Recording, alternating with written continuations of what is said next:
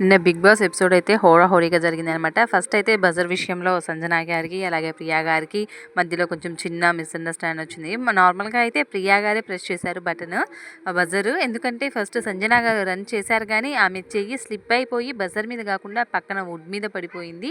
ప్రియా మాత్రం exactly buzzer మీద పెట్టేసి ప్రెస్ చేసిందనమాట. బజర్ సౌండ్ అలాగే ప్రెస్ చేసింది రెండు కూడా ప్రియానే.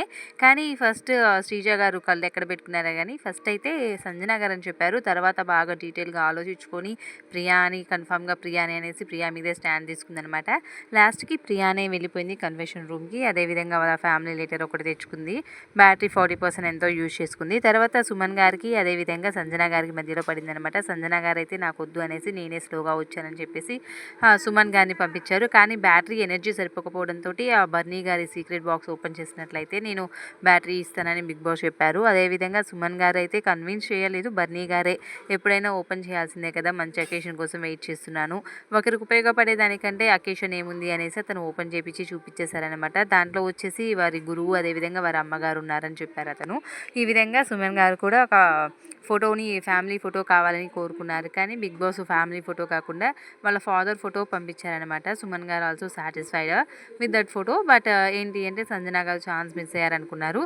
కానీ లాస్ట్లో వచ్చేసి ఒక టాస్క్ పెట్టారనమాట. టాస్క్ ఏంటి అంటే ఇమ్యూనిటీ టాస్క్. ఈ ఇమ్యూనిటీ టాస్క్లో 3 మెంబర్స్ అయితే సెలెక్ట్ అయ్యారు. ఎవరెవరు అంటే Ritu and Flora and Sreeja గారు అనమాట.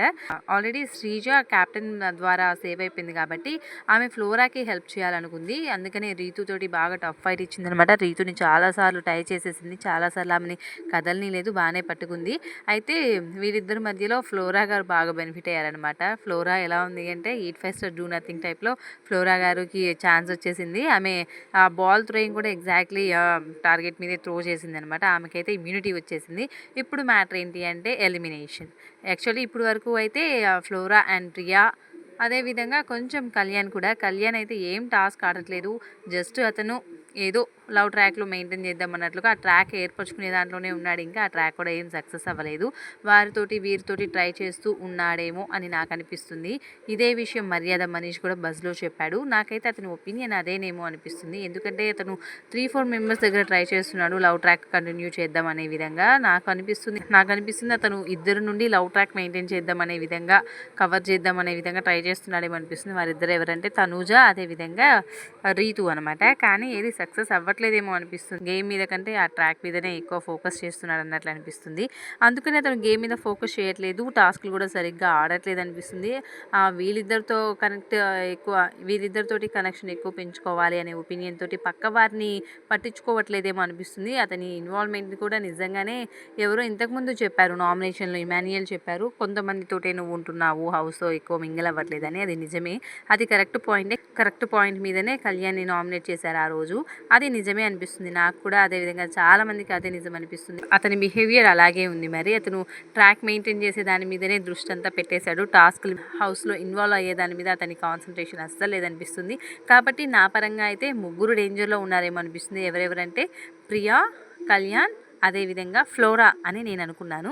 ఇప్పుడు ఫస్ట్లో అయితే శ్రీజ కూడా ఉంది నామినేషన్లో. ఖచ్చితంగా శ్రీజ వెళ్ళిపోతుందేమో, ఆమె గొంతుకి తట్టుకోలేక పంపించేస్తారనుకున్నాను. బట్ పవన్ డిమోన్ దాన్ని తారుమారు చేసేసారనమాట. పవన్ డిమోన్ రీతుని సేవ్ చేయకుండా, పాపం అక్కడ స్టాండ్ తీసుకోవాలనేసి రీతుని సేవ్ చేయకుండా అందరూ రీతు సైడ్ తీసుకుంటే వన్ సైడ్గా ఆడుతున్నాడు.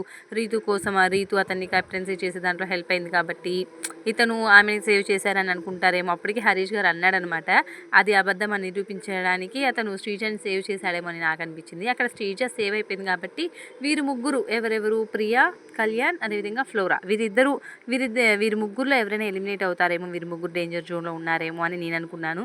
కానీ ఇప్పుడు ఫ్లోరా గారు కూడా ఇమ్యూనిటీ వచ్చేసింది అనమాట. ఇప్పుడు ఫ్లోరా గారు కూడా ఎలిమినేట్ అయ్యే ఛాన్స్ లేదు. ఆమె టాస్క్లో ఎలా గెలిచిందని కాకుండా గెలవడం అయితే గెలిచింది కాబట్టి ఆమెకి ఇమ్యూనిటీ వచ్చేసింది.